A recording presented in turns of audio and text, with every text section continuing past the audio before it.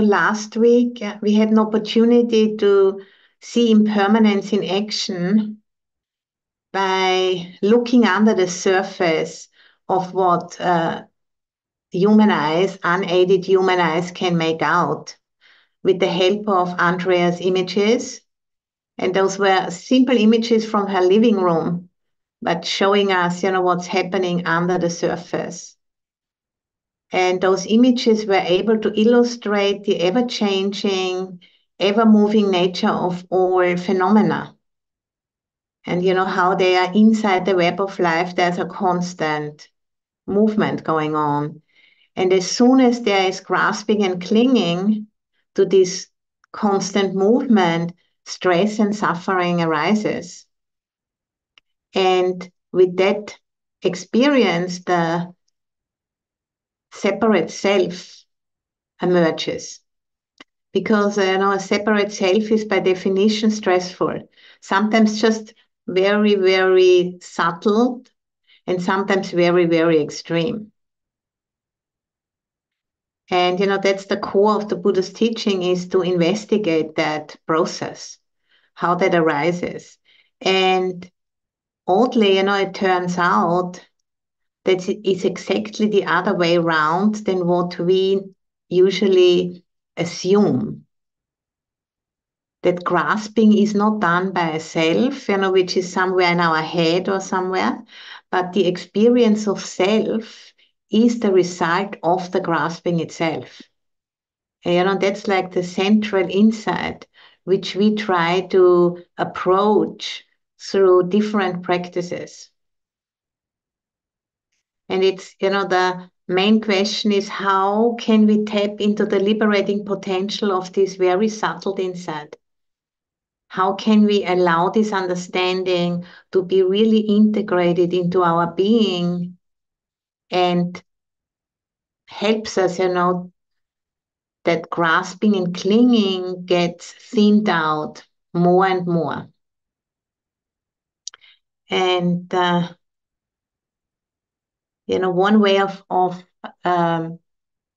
describing that process is we need to hone our capacities for being affected by reality, by becoming increasingly sensitized to the interdependence of all phenomena within the web of life in our own experience. By simply, starting where we are right now in this era of ecological crisis, really, and through the understanding, of the vulnerability of these human bodies and human minds and the complete and utter interdependence with everything else. And through that, understanding, as this is practiced and deepened, we are accessing a wider and deeper range of experience, which means, we are expanding perception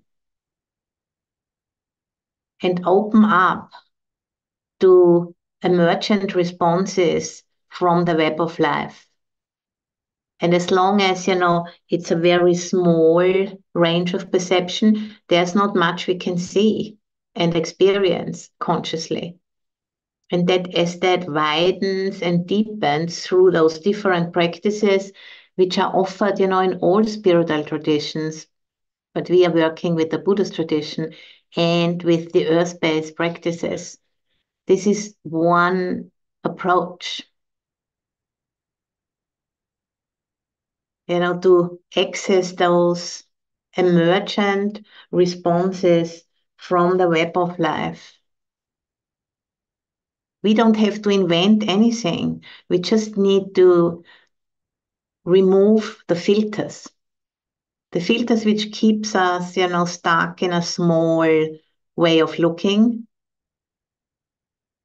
And, because evolution is based on an increasing vulnerability, if we look at a rock, at a turtle, an alligator, and a human being, there is an increasing vulnerability. And we have to come to terms, with the vulnerability of our bodies and minds and overcome, this knee-jerk reaction of no, no, no, no, no, no, or wanting, to pin things down and take them in because we're afraid of lack. And there's this not trusting in the process because of basically trauma, past experience which hasn't been digested. And through the process of working with it, we find out, that this vulnerability is the basis for invulnerability. If we are trying, having the capacity to take that on board more and more, accepting that utmost vulnerability, it's, resides in a sense of freedom from grasping and clinging attachment, through practicing, through accepting, through getting used to it, through relaxing into it, really, and allowing ourselves to be guided by that flow. And one way how we can work with that is there's 4 meditative themes which can be seen with increasing clarity. And this is 4 themes in regards to impermanence. And it's a natural progression. And about that natural progression of those 4 themes, and I'd like to speak a little bit today. And, it's a classic list again, from the Pali Canon. And it is mentioned in the Pali Canon in relationship to what's called the 7 factors of awakening. About those I have spoken several times in our meetings. That's 7 qualities of the mind, which can be perfected through meditating, for example, on those 4 themes. And I just go over those 4 themes shortly and then illustrate as usual, with a guided meditation. So the first one would be to establish the mind in mindfulness. So bringing simply mindfulness sati and stepping out of any kind of hindrances, So being caught up in greed, being caught up in aversion, being caught up in sloth and torpor, or doubting or restlessness. Those are the 5 basic labels, for mental blindness. So establishing the mind simply in mindfulness. The second one would be then, turning that mindfulness towards impermanence, paying attention to impermanence rather than getting caught up in the content of what's going on, really seeing the impermanence, that everything which has a beginning has a middle and has an end. And that's just like the way things are. And through seeing that with full attention, there's a fading away of grasping naturally, because if it's really seen and allowed to sink in deeply that all things are constantly changing, the grasping naturally relaxes. Just a little bit maybe, but it does relax. By simply paying attention to impermanence, this fading away, washing away of grasping starts to happen. And then, when there is a little bit less grasping, suddenly, the mind is capable to pay attention to endings as well. Because usually, we are glued to look at beginnings, the beginning of a holiday, the birth of a baby, buying a new car or having a new shirt or a new skirt or whatever, as my first teacher always said, looking at that and feeling, yay, kind of thing, but not looking at the ending of it. Then we always jump again to the next thing because the ending is experienced as something like that. And we don't like that. And because of that, our mind hasn't been trained to pay attention to the full spectrum of how life happens. And because of that, this is how ignorance is basically produced. And then the result of that is, of course, suffering and stress.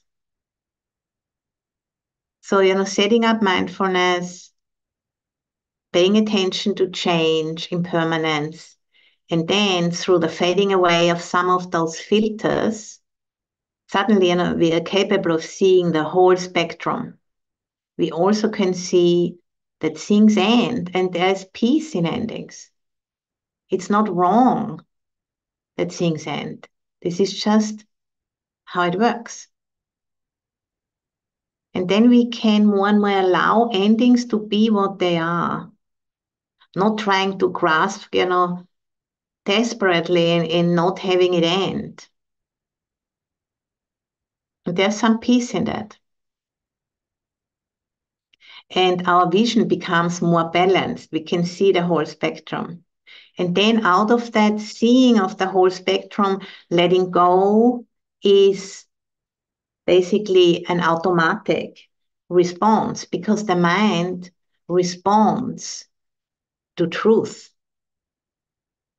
This is not something, we have to force the mind to do, but this is an adaptation which happens automatically in the mind. As soon as things are seen for what they really are, how they operate inside of the way we are looking at it, then the mind responds with letting go.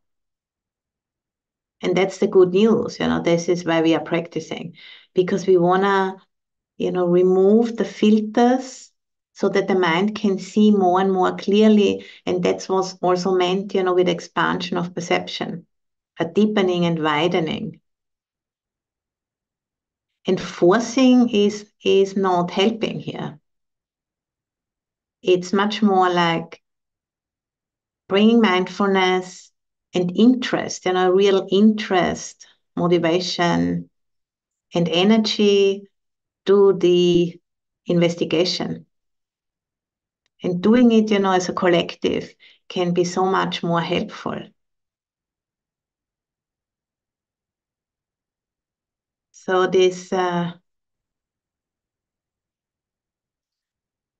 understanding, that grasping is productive of suffering, grasping is productive of stress, and that is what we experience as the sense of self.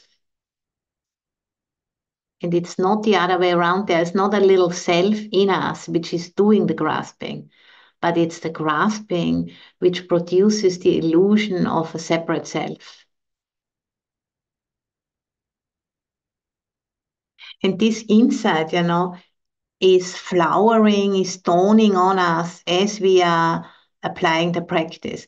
Like a hen, sitting on the eggs. She just needs to sit there and cover the eggs and let the eggs do what they are knowing to do. And the same for us, let those insights emerge in their own time, no forcing, no pressure, because that's just adding aversion and adding more confusion, warping our experience again.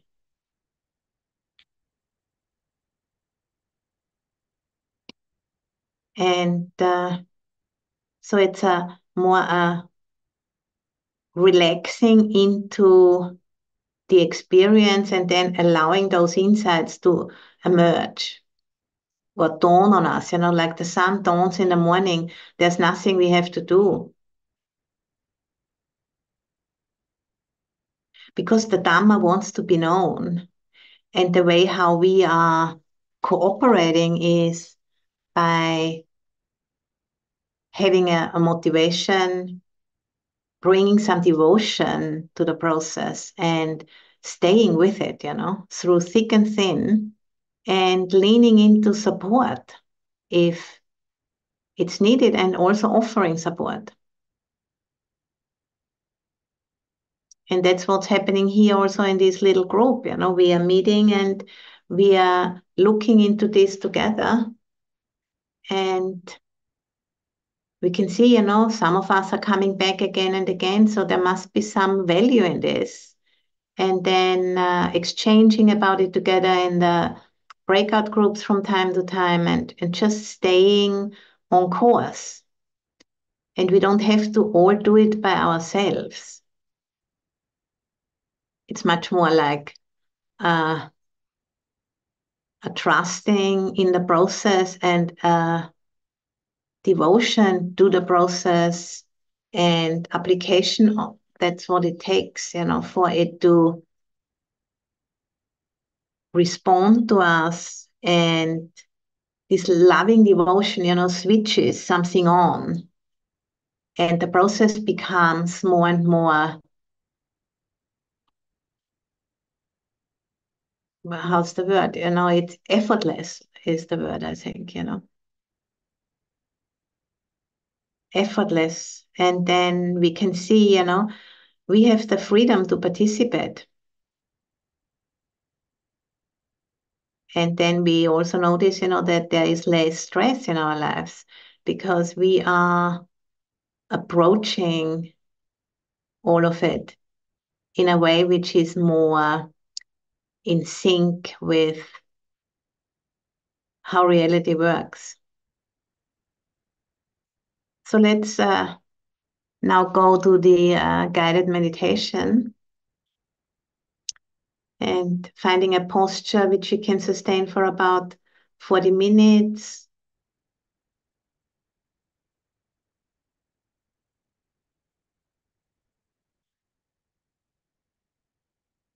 And allowing the breath to take you into the body.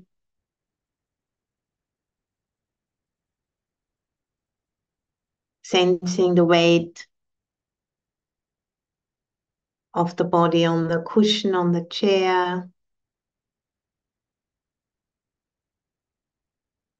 This morning or evening, wherever you are in the world right now. Some of you have had a full day already, and us over here in the US, the day has just started. And the fall is coming. It's cooler now. You can see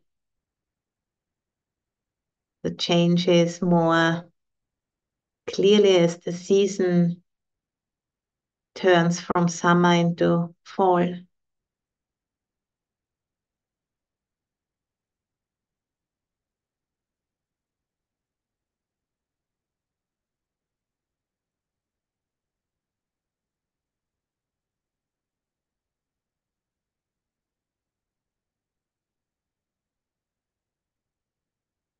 And before we go any further, maybe you can recall what brought you here today. What's your motivation, your request, your innermost request for practice?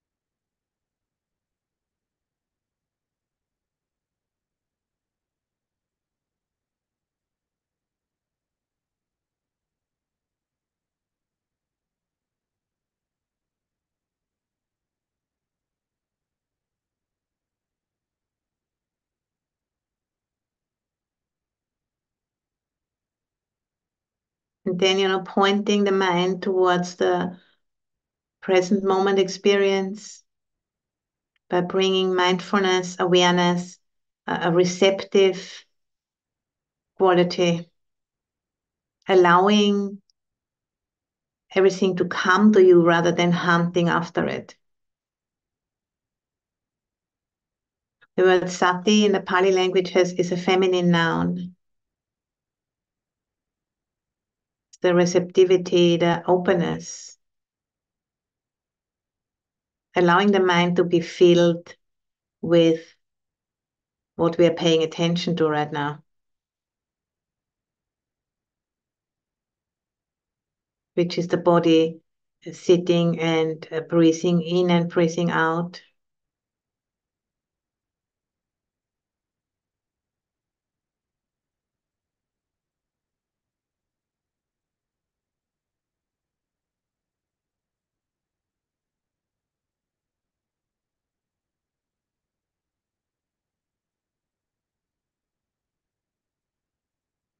And really taking an interest in how that is right now, the body breathing, how you're feeling.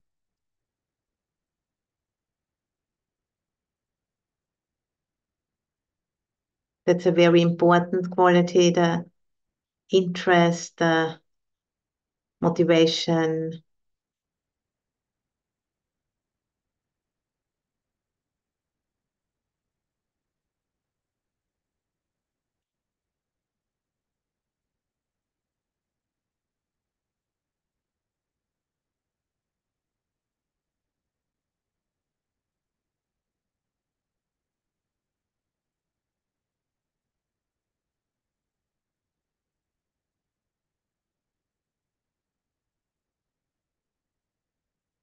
Curiosity.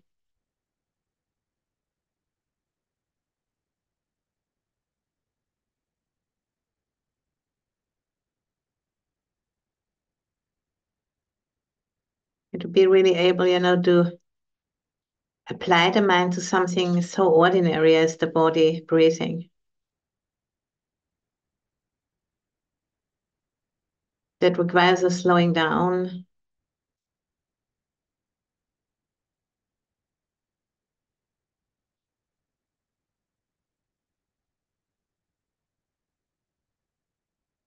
Like interrupting the momentum of habit. In the beginning, it can feel a little bit, unpleasant, a bit uncomfortable. Slow down.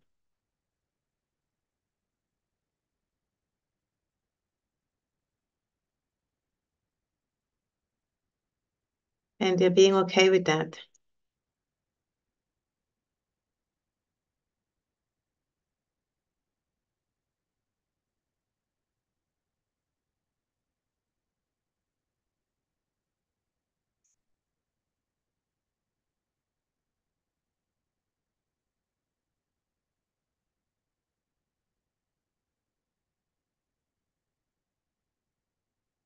Just, becoming aware of what's going on as we are slowing down, going inwards, directing the mind.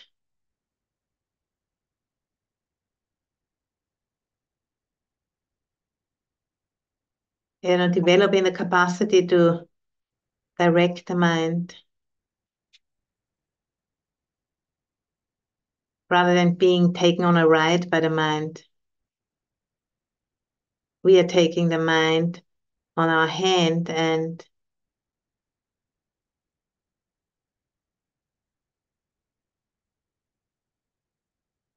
paying attention to the present moment experience in the body.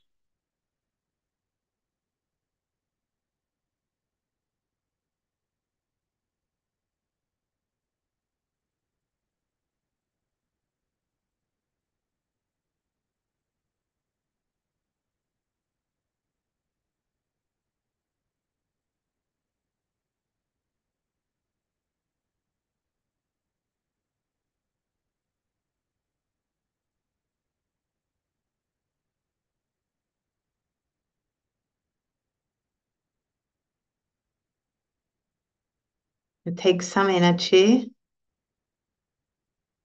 Whenever the mind wanders off and wants to escape, I need to think about this first, think about that, and then I can do the meditation.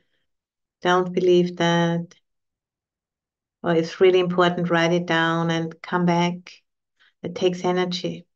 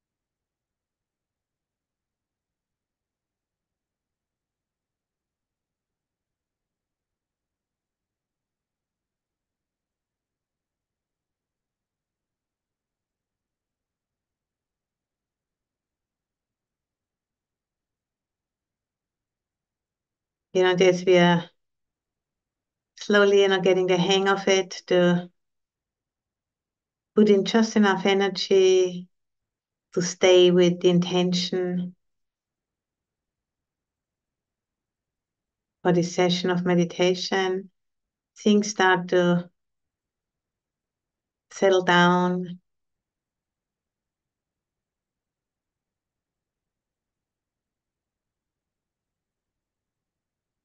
There's maybe a subtle experience of contentment or joy, but no longer, like racing back and forth and up and down, but just being with the simplicity of the body, breathing.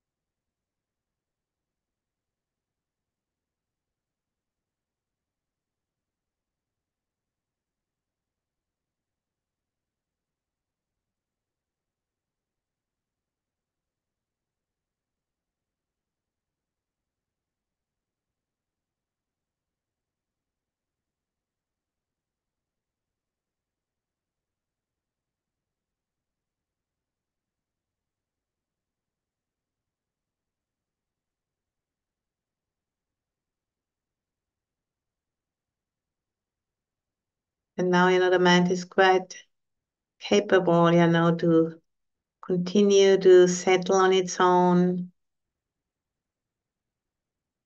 become more calm. It's not so much we have to do anymore. Now we can just allow to be taken by the flow of the settling of the mind, calming.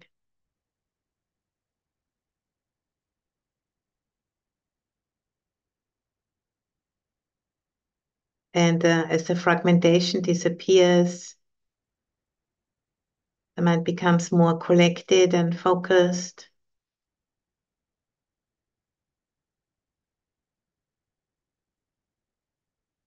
more stable, composed, and still.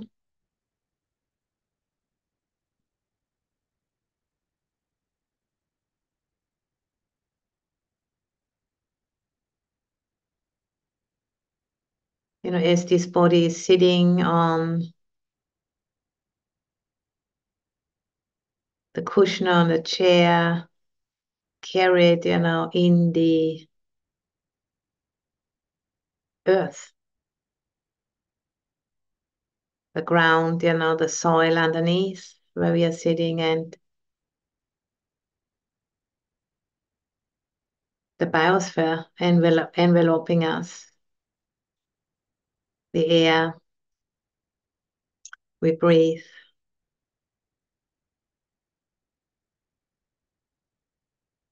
There's a more capacity for experiencing our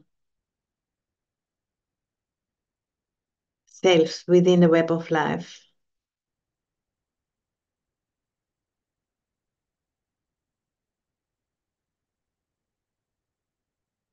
not separate, not separate for even a second, even we experiencing it like that often. And this is where the slowing down is important.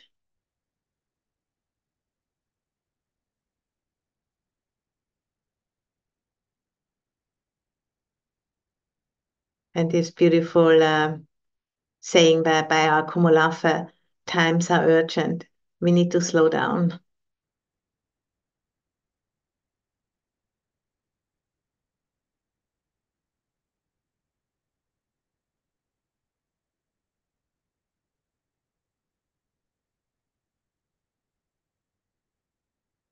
And as we are doing that, as we are slowing down and fragmentation disappears. There's a sense of connectedness, yet spacious and balanced.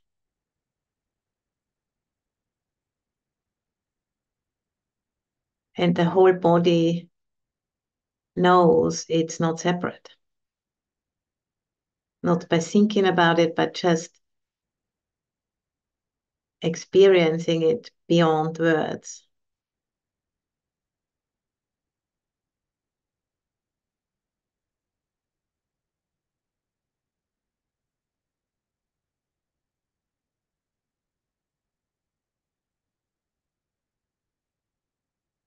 In case, the mind wandered off into thinking about anything, just, gently bringing it back to the body.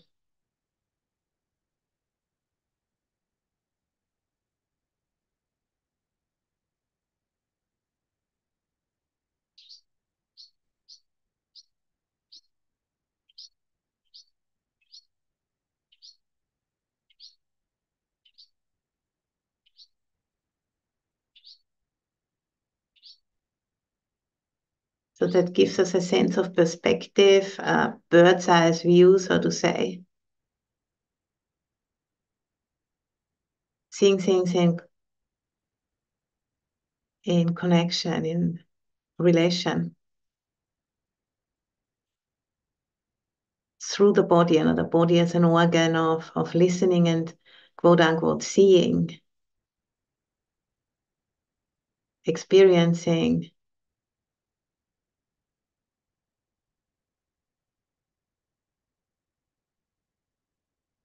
This immersion into the whole web of life.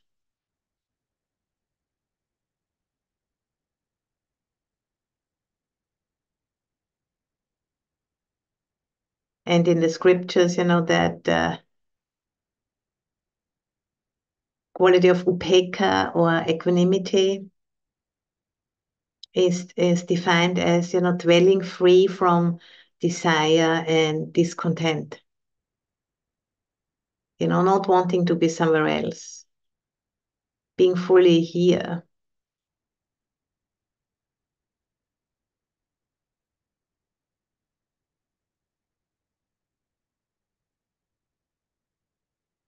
And not separate from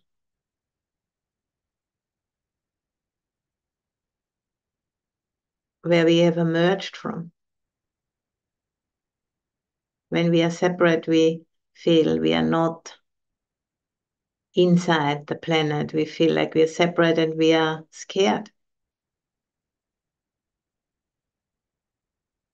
We need to do 1,000 things to shore us up.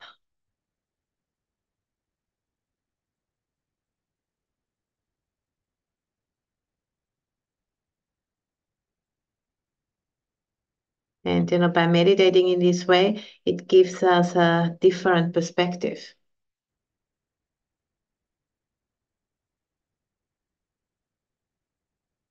Conventional truth and ultimate truth.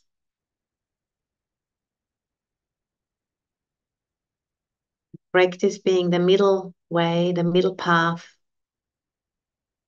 working with both of those truths at the same time, because they are happening at the same time every moment. The ultimate and the conventional. Yes, we do need to make money and buy things and have a passport and a name. But ultimately, the situation is like this.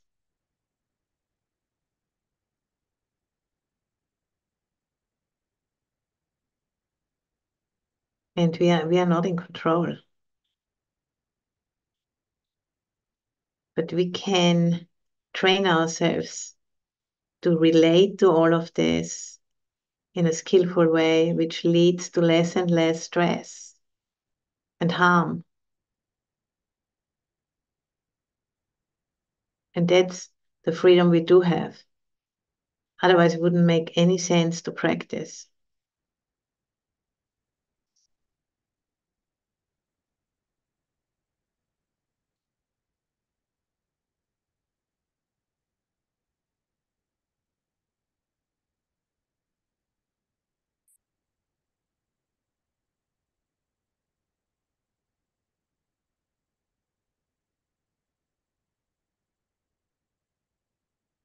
And it starts by really remaining with the experience as it is experienced.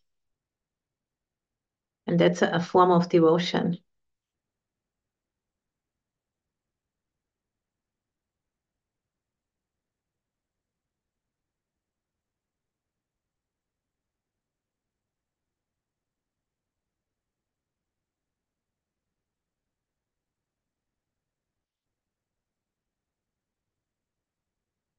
The urge, to evolve and take our seat, in the long lineage of ancestors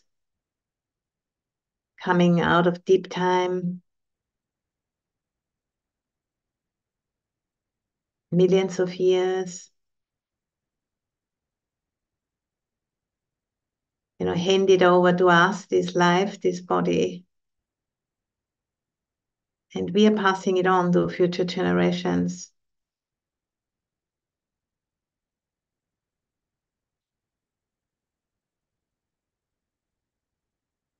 And really sensing that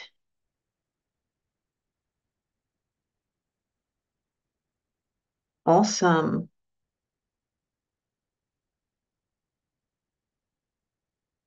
power, of this life, which always finds a way.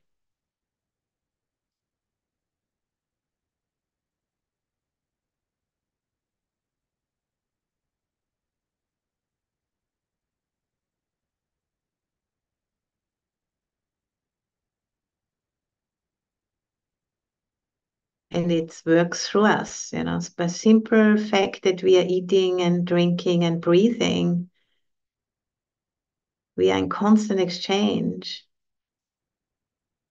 This whole body is built from the biosphere. And it never stops exchanging with it. And through that, we are communicating. Just need to recognize it.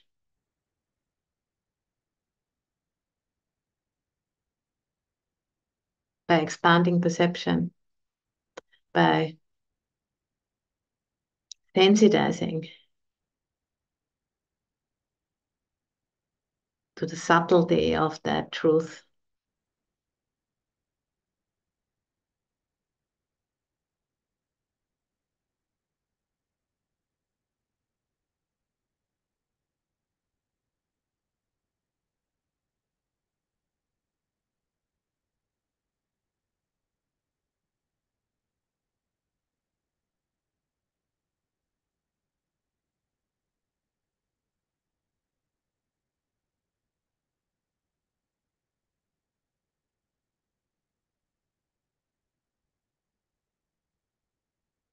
And that the freedom we have to participate in the process.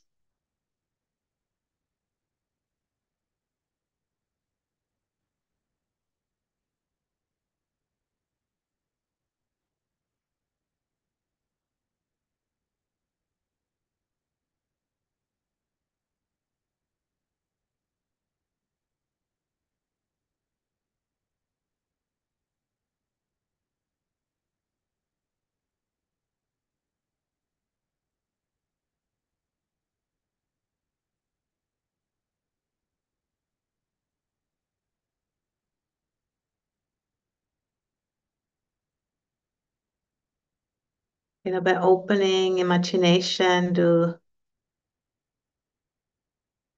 something beyond, those old patterns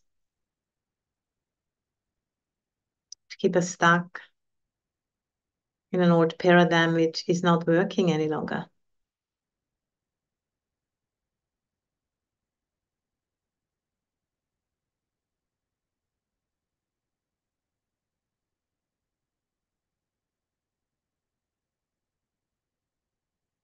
opening to this regenerative intelligence of the biosphere and becoming a part of the immune system of the biosphere of the planet. That's what we are trying to practice for in these sessions.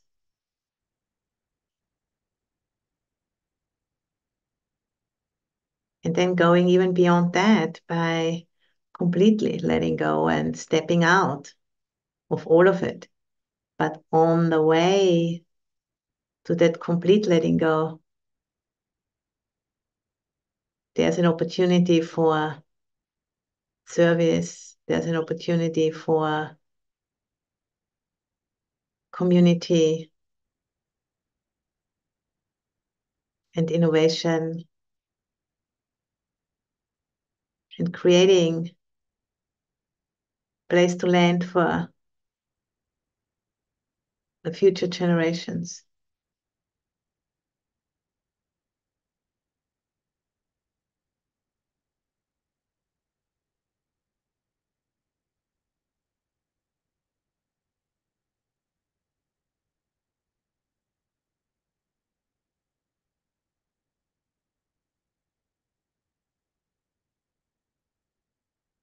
With the freedom to participate in this.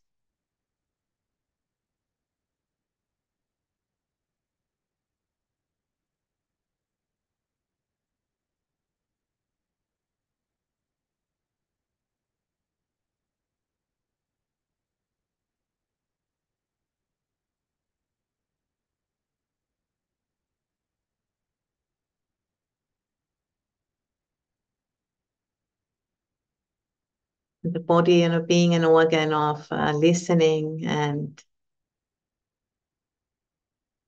communicating with the biosphere.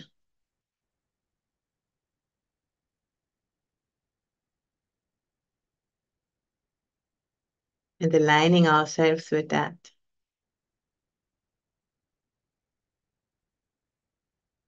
That shift which is happening, from one era to another.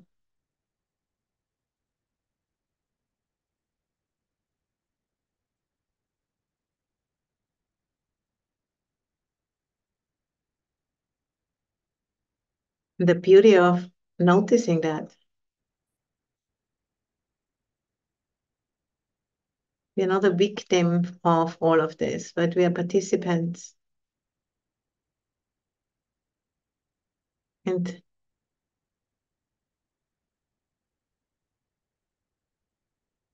we can respond, taking responsibility by honing our capacity to respond, by sensitizing the equipment we have got, tuning it.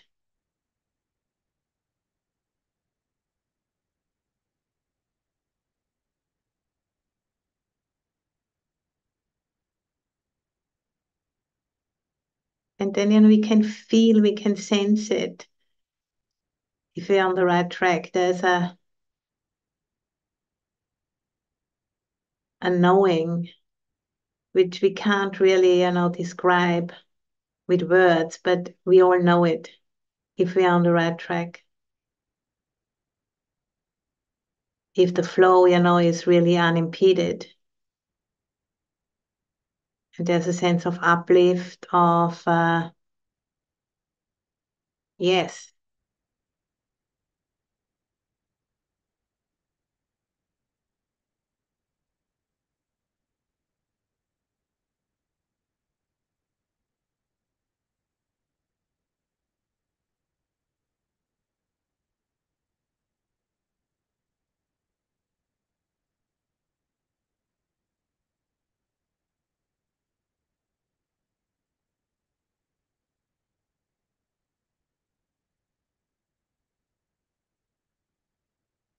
A resonance.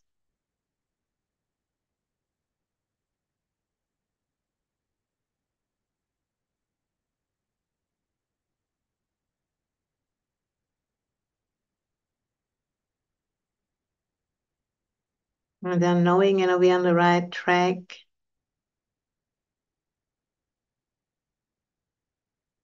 a sense of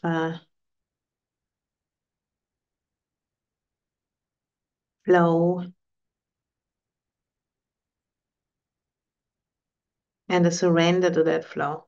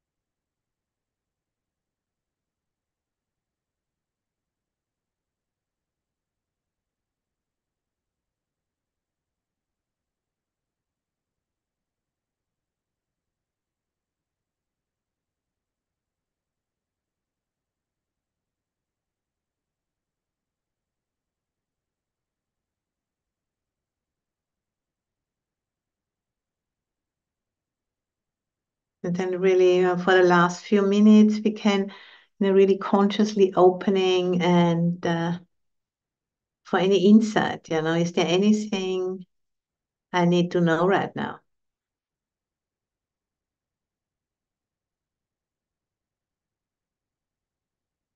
Allowing that to land. Anything which I should include in my perspective.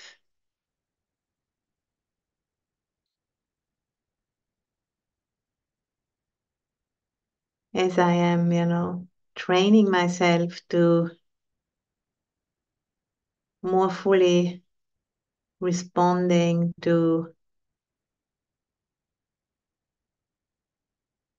my calling, my innermost request.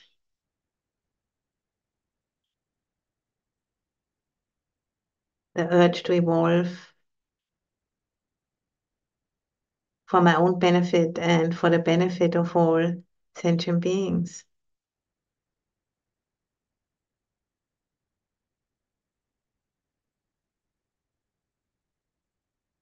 In this time of ecological crisis and great transition,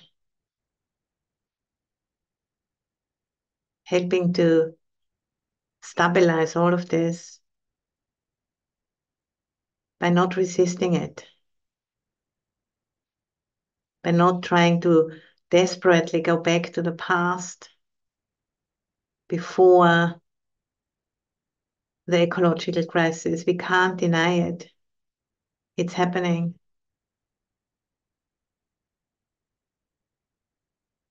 There's no way around it.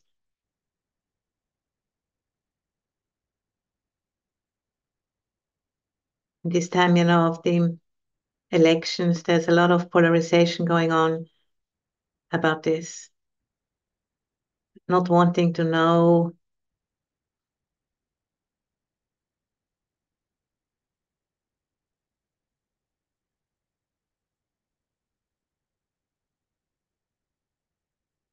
is really tragic. We need to hold the space. One, as here in this gathering and in all other gatherings who are not in denial about what is happening.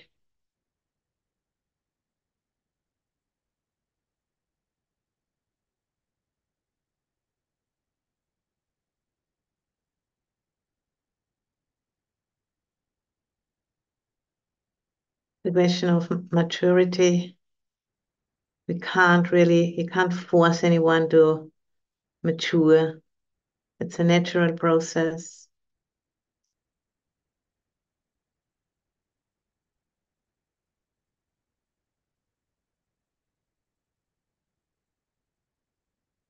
But the beauty of it can be contagious.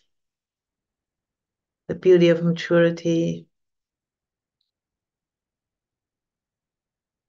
if it is recognized, that's this urge to evolve.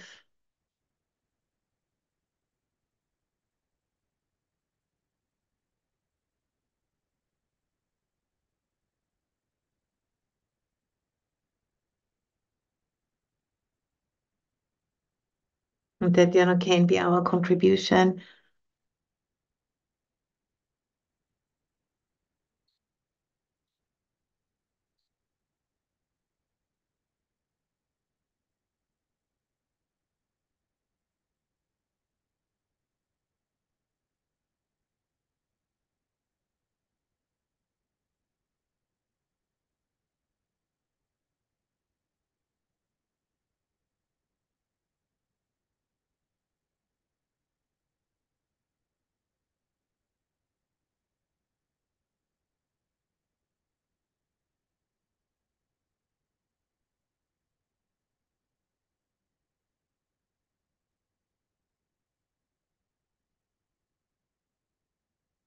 And then, becoming conscious of that which knows about all of this.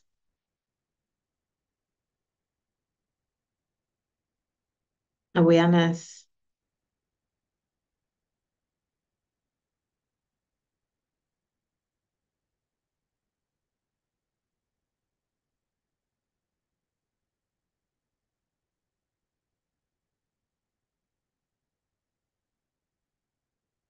Letting go of any object and just resting as awareness.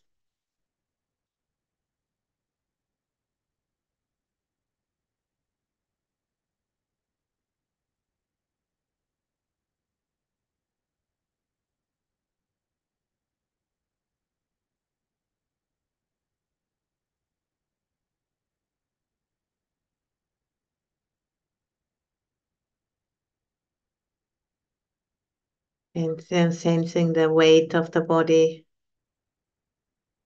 gently held by the earth through the gravity, like being hugged by the planet in this gentle embrace, gravity, as we are on the journey together.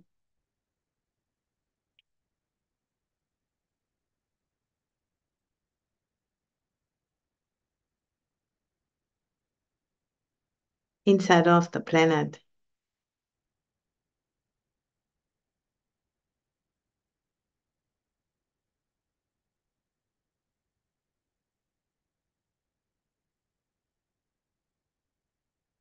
Which is a vast being which cannot be controlled by anyone. But we can participate in it.